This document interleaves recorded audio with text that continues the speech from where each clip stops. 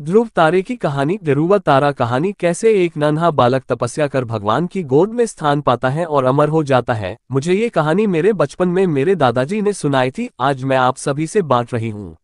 राजा उत्तानपाद ब्रह्मा जी के पुत्र मनु के पुत्र थे। उनका विवाह एक बहुत ही सुंदर कन्या से हुआ था जिनका नाम सुनीति था। राजा अपनी पत्नी से बहुत प्रेम करते थे लेकिन उन्हें कोई संतान नहीं थी, इसलिए रानी ने राजा को दूसरा विवाह करने कहा। राजा अपनी पत्नी से बहुत प्रेम करते थे इसलिए उन्होंने मना कर दिया और कहा कि दूसरी पत्नी के आने से तुम्हारा स्थान कम हो जाएगा, जिस पर सुनीति ने कहा मुझे आप पर विश्वास है, ऐसा नहीं होगा। राजा को सुनीति की हठ माननी पड़ी और उन्होंने दूसरा विवाह कर लिया। उनकी दूसरी पत्नी का नाम सुरुचि था। विवाह के बाद जब सुरुचि महल आई तब उसे राजा की पहली पत्नी के बारे में पता चला। ये जानने के बाद सुरुचि ने उत्तानपाद से कहा, जब तक आपकी पहली पत्नी वन प्रस्थान नहीं करेगी वो महल में प्रवेश नहीं करेगी।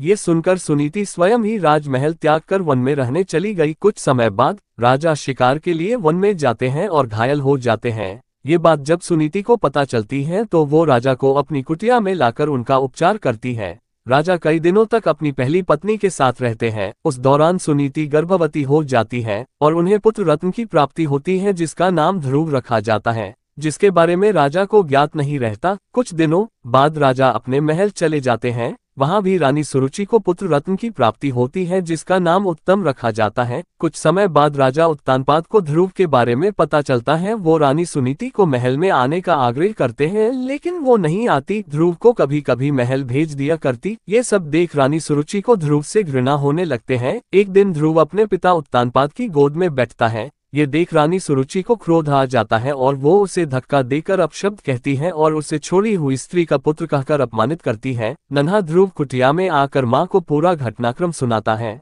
तब माता सुनीति उसे समझाती है, बेटा अगर कोई बुरा कहे तो उसके बदले में उसे बुरा मत कहो, इससे तुम्हें ही हानि होगी। अगर तुम अपने पिता की गोद में सह सम्मान बैठना चाहते हो तो भगवान विष्णु की उपासना करो, वो जगत पिता है। अगर बैठना है तो उनकी गोद में बैठो।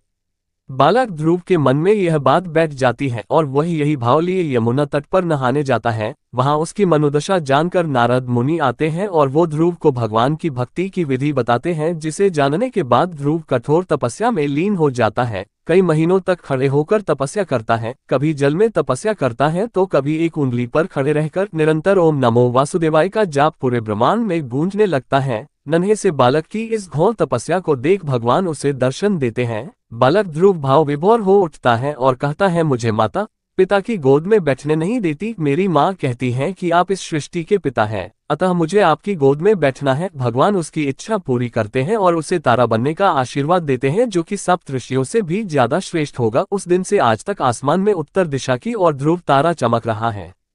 ध्रुव तारे की कहानी आपको कैसी लगी कमेंट जरूर करें।